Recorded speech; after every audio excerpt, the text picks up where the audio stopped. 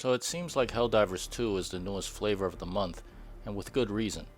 It's a pretty good game that builds up from what the first game did, and it's fun to play with friends, and it's reasonably priced. Honestly, I don't think the game really is worth $70, but I don't think any game is really worth $70 anyway. I really didn't get into the first Helldivers game as much as my friends did back in the PS4, so I wasn't too enthusiastic about playing part 2. The game is very much like Destiny, with all the same tropes. Go here, press a few buttons, wait for the evac, while enemies spawn and swarm around you. I've been playing this type of game since Mass Effect 3's multiplayer, or even further back with Gears of War's Horde mode, just fighting against waves of enemies. And while it can be fun if you enjoy that sort of gameplay, for me it's only average at best, and it really depends on if you like the controls and the world that you're playing in. So for me, Gears and Mass Effect 3's multiplayer is a lot more fun than Destiny or Helldivers. But since this game is trying so hard to be more like Starship Troopers, it is a bit more fun than Destiny's grind. As a side note, you should definitely check out the actual Starship Troopers game on PC. It's early access and has mixed reviews, but I think that's more fun than Helldivers. Of course, it's probably because I love Starship Troopers so much. But if all you have is a PS5 and you want to fight the bugs, then definitely get Helldivers 2. But this brings me to my biggest gripe about the game. And it's what I've been saying about other games lately.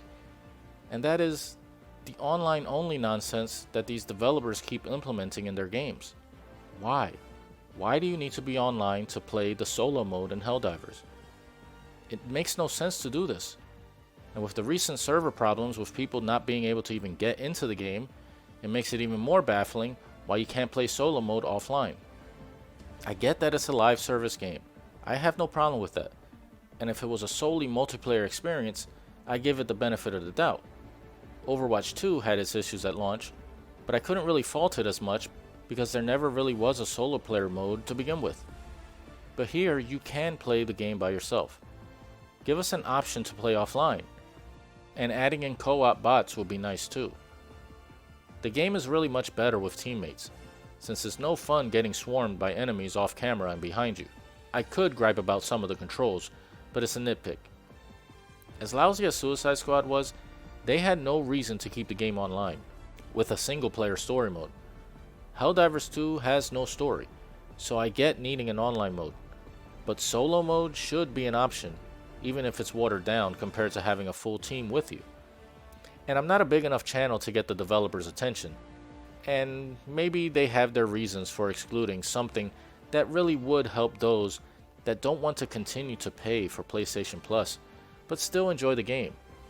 But it is what it is. The game has been a huge success so far, but it's kind of showcasing what's wrong with the entire industry. This is basically a middleware game, not totally an indie studio, but not AAA either. It's second party, exclusive to PlayStation, but also on PC. It's not trying to reinvent the wheel, and what it does well. But they aren't nickel and diming you every chance they get, and they aren't charging you $70 for the game either. Between this and Palworld, who have set records in sales, and every other AAA game that has flopped, what does that tell you? Everything is just way too expensive, and it's not sustainable. From the game, to PS Plus and Xbox Live, to downloadable content every 5 minutes, it's refreshing just to get a game that's complete with new stuff on the way that won't become a new paywall. Palworld doesn't need Xbox Live, and it's getting new content for free. The game is an early access game, and already has a lot of content worth the price. Helldivers is also a full game, and is also priced at $40. Look at the latest releases of Tomb Raider, $30 for 3 games and all expansions. Games don't need to be $70 to make a profit if the studio behind the games are competent. Sure, you'll have the outliers that can make it work, like Insomniac with Spider-Man 2, and other games like God of War Ragnarok, but the entire industry, they can't rely on those games. They can't rely on games like that. And neither will most customers buy every $70 game that's out there. We'll usually wait for a sale, which will probably be half off, around $40. So why not just price the games at a price people can afford? $70 was just a straw on the camel's back, and while some games may be able to get away with it, the entire industry can't. I feel like the entire industry will either understand this concept and start pricing their games reasonably, or the smaller studios will end up being the majority of the industry. Maybe that's a good thing? I'm not sure, but the industry feels stagnant lately, and even with Helldivers, the game is still just more of the same. It's a good more of the same, and something people have been wanting, obviously. But there hasn't been any new experiences like we were promised in the beginning of this generation. Just a lot of ports from the last one. They should be experimenting with new ideas and new scenarios. What can you do with the new hardware that you couldn't do before, aside from just better lighting and particle effects? You can try and trick people with a fancy controller, but that really isn't enough if you're just doing the same type of things as usual. Maybe they were onto something with the Wiimote, but they dropped the ball there. All this to say that the price of games is too damn high, and you're not getting enough of a game to justify it.